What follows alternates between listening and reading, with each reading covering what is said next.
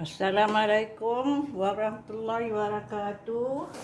Selamat jumpa lagi dengan Tok Umi.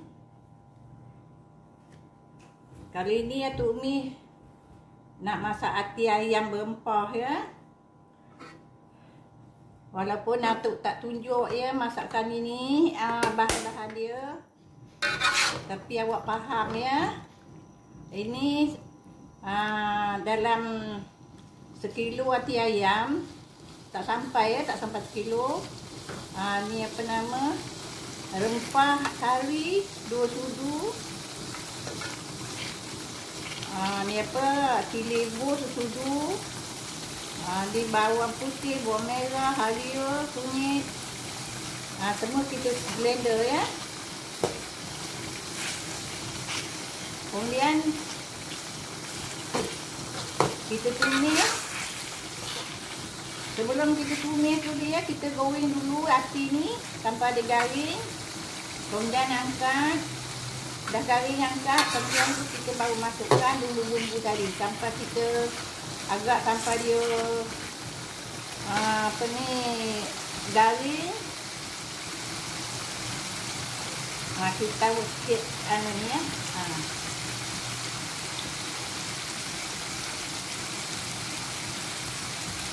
Kita baru masukkan hati ayam ya.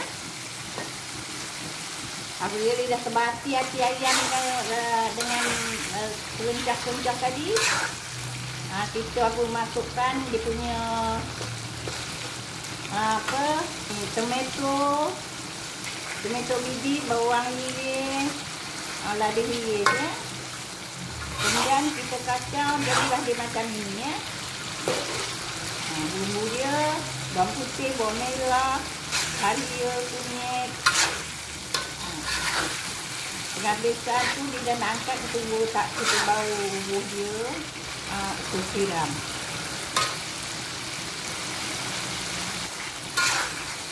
Beginilah ya cara-cara Atuk masak dalam video ya. Dia tak suka yang orang lain, dia tunjuk Atuk itu bawang, Atuk itu bawang putih, halia. Atuk fikirkan semua itu semua awak dah kenal ya, tak payah Atuk tunjuk. Jadi dah masak ya. Dia dah masak, kita tutup api. Kita angkat dia, kita masuk dalam piring. Angkat dia cantik-cantik.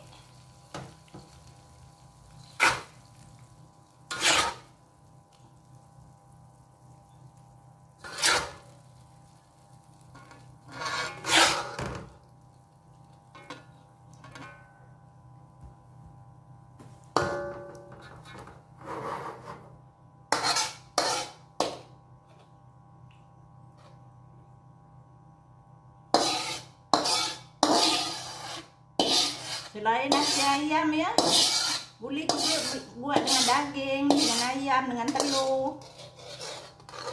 Seperti biasa, apabila Atuk dah masak, Atuk angkat dapur ni ke bawah. Ni kita selain pada hati ayam, kita ada juga buat pencuk ya. Ni mentimun dengan bawang. Ini adalah lauk Atuk pada hari ni.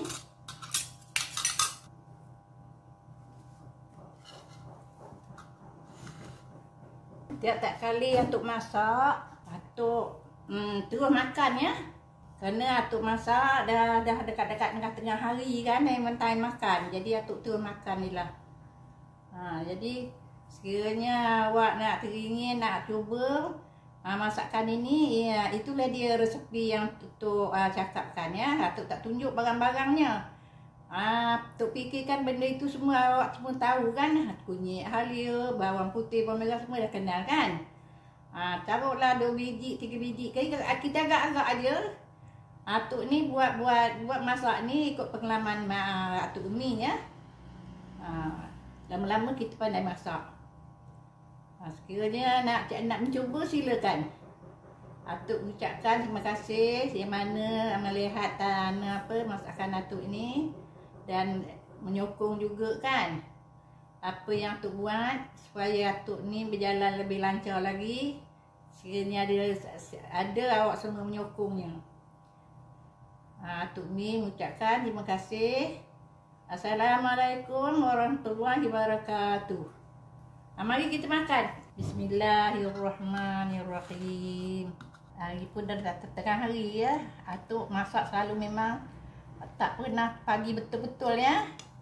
Dalam pukul 11 Atuk Umi baru turun ke dapur makan panas-panas.